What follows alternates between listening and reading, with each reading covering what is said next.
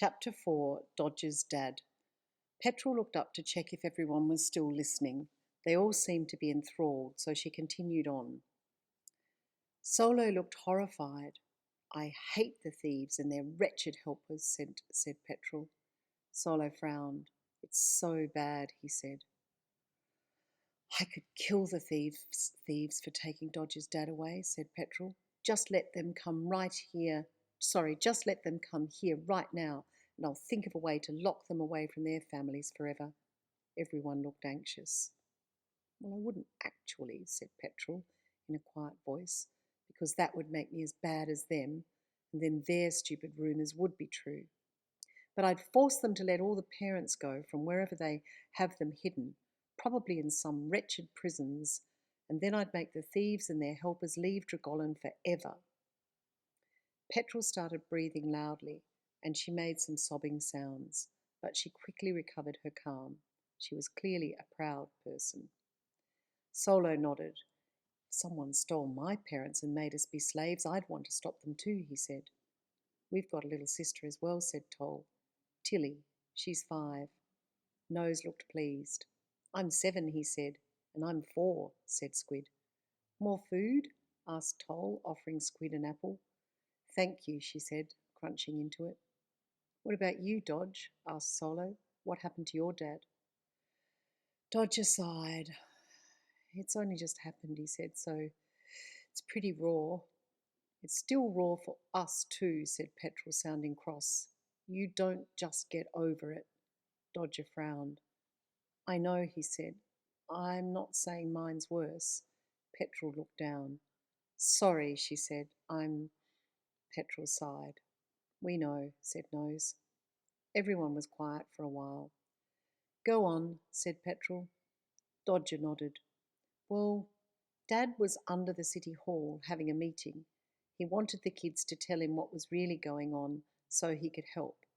I was there with my little sister, Dorrit." "Dorrit," said Solo. "Yeah, our parents loved Charles Dickens," said Dodger with a sad grin. "I'm from Oliver Twist and she's from Little Dorrit." "Mum read that to us last year," said Solo. Dodger nodded. "We were with Dad because he didn't want us to stay at home by ourselves after our mum died. Anyway, the kids were all scared to tell Dad anything, but their stories were all like the one Petrel just told you. Their parents had been stolen, and to see their parents again, they had to work for the thieves and their thugs."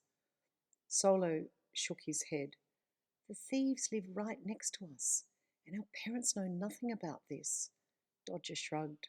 "They're evil." Petrel nodded. "Anyway," Dodger continued, "Dad was going to get some help so the kids could find their parents, but then these 2 thugs came into the meeting. They took Dad away. I tracked his phone to somewhere near the Botanical Gardens. I went there as fast as I could on my skateboard and hid in a tree. I didn't even think to take Dorrit with me." Dodger sobbed loudly. "And they would have taken her to their horrible factory. My poor little sister, and it's all my fault." Squid started to cry and cuddled up to Petrel, who put one arm around Squid and her other one across Dodger's shoulders. "Don't worry," she whispered. "Remember, we all escaped. Maybe we can go back and find Dorrit." Dodger nodded and wiped his nose. "Anyway, I couldn't find Dad. His phone was all smashed." Petrel hugged him and said, "They're evil. You were lucky to miss them." Dodger nodded. "When they took him, they were saying, 'Do-gooder scum.' I have no idea where they've taken him." Dodger broke into a fresh bout of crying. The children let him cry for a while before Bulland urged him to finish his story. Dodger sniffed and wiped his nose again. "When I was sure they'd gone, I grabbed Dad's phone and ran into the old stone house near the gardens. It's like a castle, the one where the famous actors live." "I know it," said Petrel. "Isla made me clean for them, and I had to steal stuff there. I took some necklaces from the ladies' dressing room. Isla was so excited about it. She kept saying it was what she'd been wanting." Solo shook his head. Petrel continued. "While I was there, I found a computer they'd left turned on, so I messaged my uncle. The thieves always tell people to turn off all their devices before they have their places cleaned, but the actors are so casual, they'd left this one on. My uncle and my cousin are the only hope I have of finding Mum and Dad. They live on drage. But you haven't heard back? Asked Solo. No, said Petrol, looking down. We could contact them again, said Solo. We have phones and computers at home, said Toll. Petrol smiled a sad sort of smile. Maybe, she said, if I ever trust you properly. Solo and Toll nodded. Dodger started to talk again. Anyway, after Dad had been taken, some security guards came out of the castle and grabbed me by the neck. They wouldn't believe me that my dad had just been kidnapped right outside their place.